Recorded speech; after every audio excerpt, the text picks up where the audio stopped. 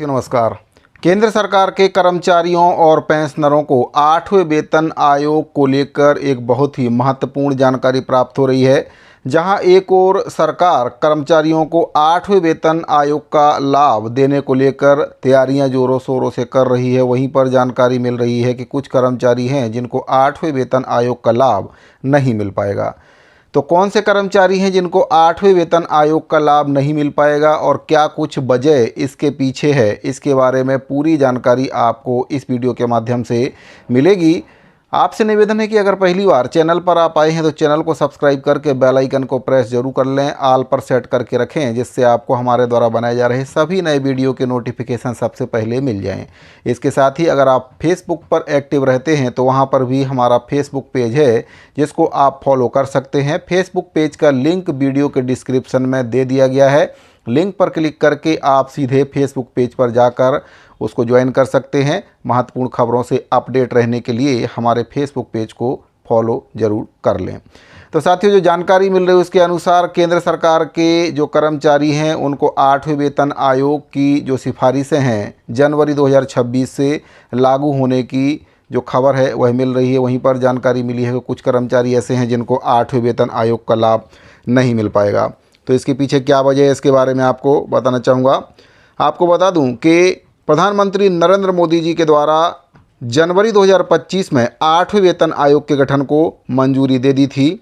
यह आयोग 1 जनवरी 2026 से प्रभावी होगा। लेकिन सवाल यह है कि जो कर्मचारी इससे पहले रिटायर्ड होंगे, क्या उन्हें 8वें वेतन आयोग का लाभ मिलेगा या नहीं मिलेगा। वित्त मंत्री निर्मला सीतारमण ने हाल ही में राज्यसभा में इस मुद्दे पर स्थिति साफ की है। तो आइए जानते हैं कि 8वें वेतन आयोग की जो ताज़ा अपडेट है उसके अनुसार जो कर्मचारी हैं, पेंशनर्स हैं, किन को इसका फ़ायदा मिलेगा और किन को इसका फ़ायदा नहीं मिलेगा। तो आपको बताना चाहूँगा कि 8वें वेतन आयोग के गठन को पीएम मोदी ने जनवरी 2025 में हरी झंडी दे दी थी। यह आयोग केंद्र सरकार के करीब 48 लाख कर्मचारियों और 68 लाख पेंशन भोगियों के वेतन भत्तों और पेंशन में संशोधन के लिए काम कर रहा है। वित्त मंत्री निर्मला सीतारमण ने पिछले महीने फाइनेंस बिल 2025 और विनियोग संख्या 3 विधेयक 2025 पर राज्यसभा में चर्चा के दौरान कहा है कि सरकार पेंशन नियमों में बदलाव कर मौजूदा नीतियों को मजबूत कर रही है। उन्होंने ये भी स्पष्ट किया है कि इन बदलावों से सिविल और रक्षा पेंशन भोगियों के मौजूदा लाभों पर कोई भी असर नहीं पड़ेगा। अब बात करते हैं कि 1 जनवरी 2026 से पहले रिटायर्ड होने वाले जो कर्मचारी हैं, क्या उनको इसका लाभ मिलेगा या फिर नहीं मिलेगा। तो कर्मचारियों के बीच में ये काफ़ी चिंता का विषय बना हुआ है कि अगर 8वें वेतन आयोग के लागू होने से पहले ही, यानी कि जनवरी 2026 में जो 8वां वेतन आयोग लागू होना है, अगर उसके पहले ही कर्मचारी रिटायर्ड हो जाते हैं तो फिर ऐसे में क्या उनको 8वें वेतन आयोग का लाभ मिलेगा या फिर नहीं मिलेगा। क्या उन्हें 8वें वेतन आयोग के तहत जो फ़ायदे अन्य कर्मचारियों को मिलेंगे वे उनको मिलेंगे या नहीं मिलेंगे।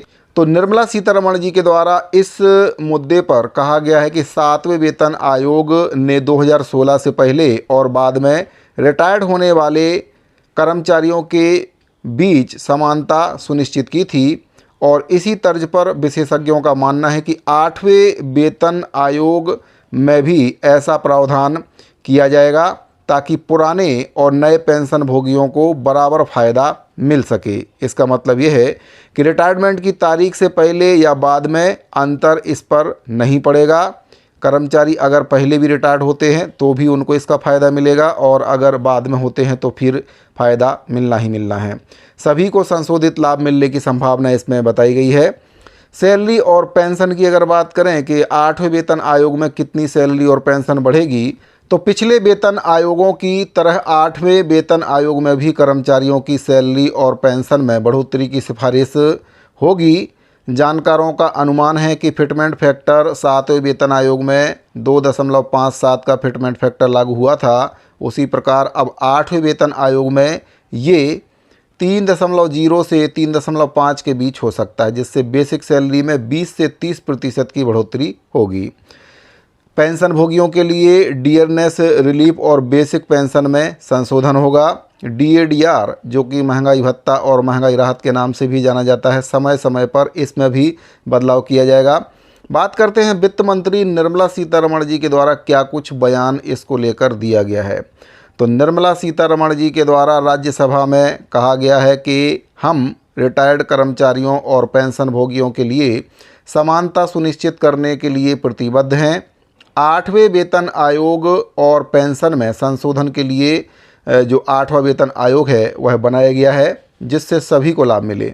उन्होंने ये भी कहा है कि हाल के पेंशन नियम बदलाव केवल मौजूदा नीतियों को वैध बनाने के लिए किए गए हैं, ना कि लाभ को कम करने के लिए।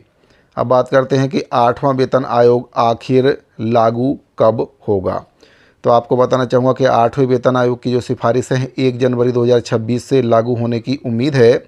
आयोग अभी गठन के शुरुआती चरण में है और इसकी रिपोर्ट तैयार होने में कम से कम अगर बात करें तो 12 से 18 महीने का समय इसमें लग सकता है। इसके बाद सरकार इसे मंजूरी देगी और इसकी अधिसूचना जारी हो जाएगी। बात करते हैं कि कर्मचारियों और पेंशन भोगियों के लिए इसके क्या मायने हैं। तो सैलरी में से बढ़ोतरी होगी। न्यूनतम बेसिक सैलरी की अगर बात करें तो 18,000 रुपये से बढ़कर 26,000 रुपये से 30,000 रुपये तक जो सैलरी है वह हो सकती है। पेंशन बेनिफिट की अगर बात करें तो पुराने पेंशन भोगियों को भी नई सैलरी स्ट्रक्चर के हिसाब से पेंशन मिलेगी। अगर एरियस लागू होने में देरी हुई तो कर्मचारियों को 1 जनवरी 2026 से एरियस मिल सकता है।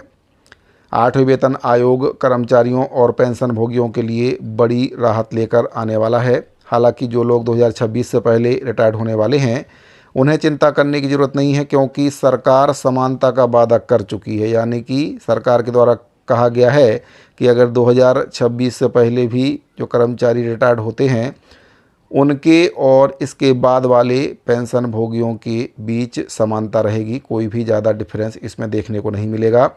इस आयोग की प्रगति पर नज़र रखने के लिए कर्मचारी संगठन और पेंशन भोगी सरकार से लगातार इसके संबंध में अपडेट मांग रहे हैं। अब इसके बारे में जब 8वां वेतन आयोग लागू होगा तभी जो जानकारी है एकदम एग्जैक्ट जानकारी मिल पाएगी कि सरकार के द्वारा आखिर क्या कुछ नियम सेवा शर्तें 8वें वेतन आयोग में लागू की जा रही हैं। क्योंकि अभी सरकार के द्वारा जो बयान जारी किए जा रहे हैं उससे ऐसा लग रहा है कि जो पेंशन भोगी हैं, अगर 2026 से पहले कर्मचारी रिटायर्ड हो जाते हैं 1 जनवरी 2026 से पहले, तो उनके पेंशन में ज़्यादा जो अंतर है वह देखने को नहीं मिलेगा। 8वां वेतन आयोग लागू होने के बाद के जो पेंशन भोगी हैं जिनको इसका लाभ मिलना है, तो उनके और उससे पहले के जो रिटायर्ड कर्मचारी हैं उनमें ज़्यादा अंतर नहीं होगा। समानता के अधिकार की बात यहाँ पर सरकार के द्वारा की जा रही है। अब देखते हैं कि 8वां वेतन आयोग लागू होने के बाद उससे पहले जो कर्मचारी रिटायर्ड होते हैं उनके और बाद वाले जो पेंशनर्स हैं उनके पेंशन में कितना डिफरेंस सरकार के द्वारा रखा जाता है। तो साथियों, कर्मचारी पेंशनरों के 8वें वेतन आयोग से संबंधित ये बहुत ही महत्वपूर्ण जानकारी मिल रही थी। केंद्र सरकार के कर्मचारियों के लिए 8वां वेतन आयोग काफ़ी कुछ लेकर आने वाला है। सैलरी स्ट्रक्चर में सुधार होने की उम्मीद काफ़ी ज़्यादा इसमें की जा रही है। अब देखते हैं सरकार के द्वारा 8वें वेतन आयोग में कितना वेतन और पेंशन कर्मचारियों का बढ़ाया जाता है। ये तो आने वाला वक्त ही बताएगा।